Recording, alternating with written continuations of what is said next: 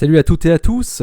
Dans ce numéro 1133, nous plongeons au cœur d'un amas globulaire. L'amas globulaire le plus proche de nous, d'ailleurs.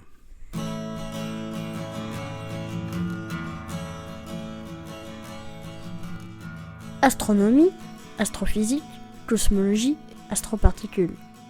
Ça se passe là-haut, par Eric Simon. Qu'y a-t-il au cœur de l'amas globulaire NGC 6397 ? Un gros trou noir de plusieurs milliers de masses solaires ? Ou bien plusieurs milliers de trous noirs de quelques masses solaires ? C'est à cette question que se sont attaqués deux astrophysiciens de l'Institut d'astrophysique de Paris. Ils publient leurs résultats dans Astronomy and Astrophysics. Eduardo Vitral et Gary Mamon ont cherché à mettre en évidence la présence d'un trou noir de masse intermédiaire, entre 100 et 100 000 masses solaires, au centre de NGC 6397, via une analyse poussée de la dynamique des étoiles qui composent son cœur. Les chercheurs ont utilisé des méthodes statistiques élaborées, des méthodes bayésiennes, pour estimer les caractéristiques de la densité de matière qui forme la région centrale de l'amas globulaire. Leur algorithme, qu'ils ont appelé MAM-POST-PM, est un code de calcul qui ajuste des formes paramétrées de profils radiaux de masse et d'anisotropie de vitesse avec la distribution des étoiles d'un amas globulaire, dans un espace de phase à 2, 3 ou 4 dimensions. Ils ont fondé leurs données d'entrée sur des observations effectuées avec le télescope spatial Hubble et le télescope Gaia.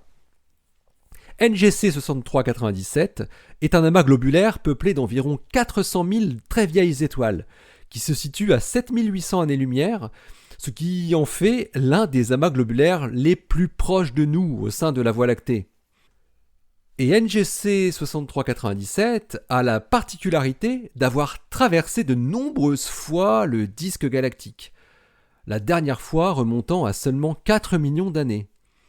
Cet amas est classé dans la catégorie des amas à cœur effondré, car il montre une région centrale très dense en étoiles.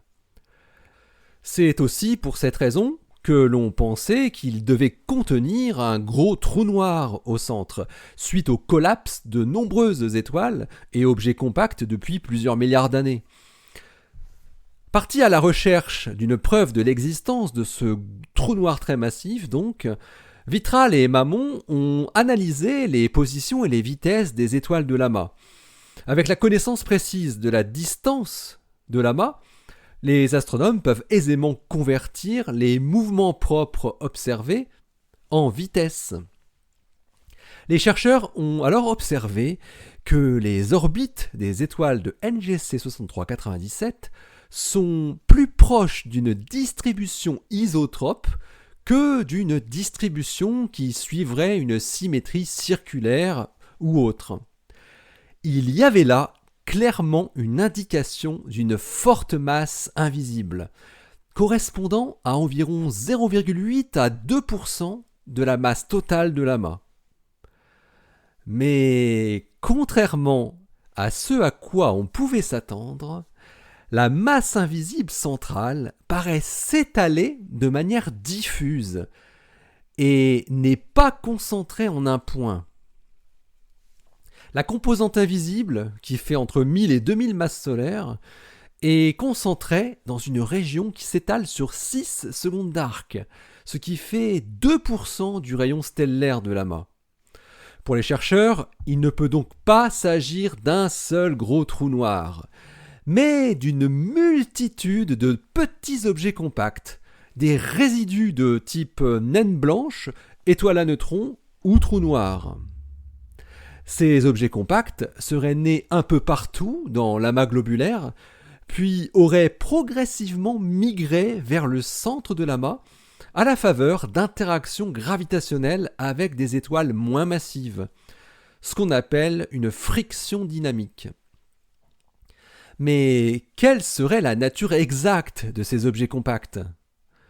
Pour tenter de faire le tri entre les différents types d'objets pouvant former cette masse invisible, Vitral et Mamon ont alors utilisé la théorie de l'évolution stellaire et ils arrivent à la conclusion que la concentration d'objets compacts qui est mise en évidence doit être majoritairement composée de trous noirs stellaires et pas de naines blanches ou d'étoiles à neutrons trop faiblement lumineuses pour être détectées. Mais cette conclusion est valide sauf si plus de 25% de ces trous noirs s'échappent de l'amas.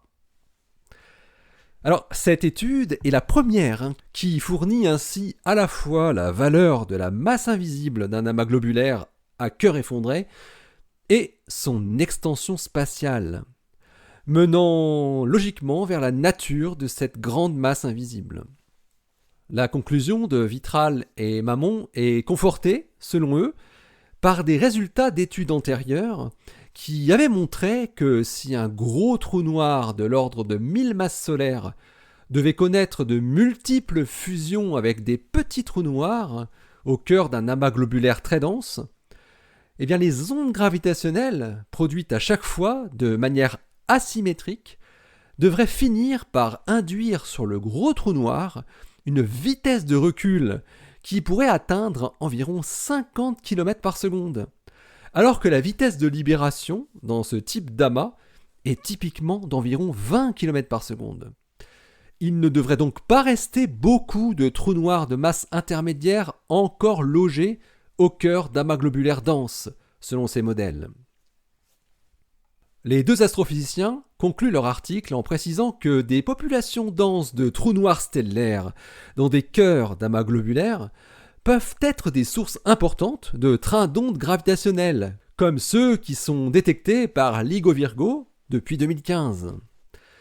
Et les futurs observatoires d'ondes gravitationnelles comme LISA en orbite pourront toujours chercher la présence de gros trous noirs de masse intermédiaire dans les amas globulaires, car tous les amas ne sont peut-être pas comme NGC 6397.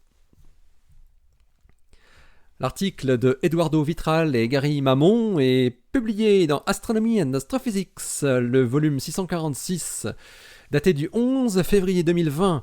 Il porte le titre « Does NGC 6397 contain an intermediate mass black hole or a more diffuse inner subcluster ?»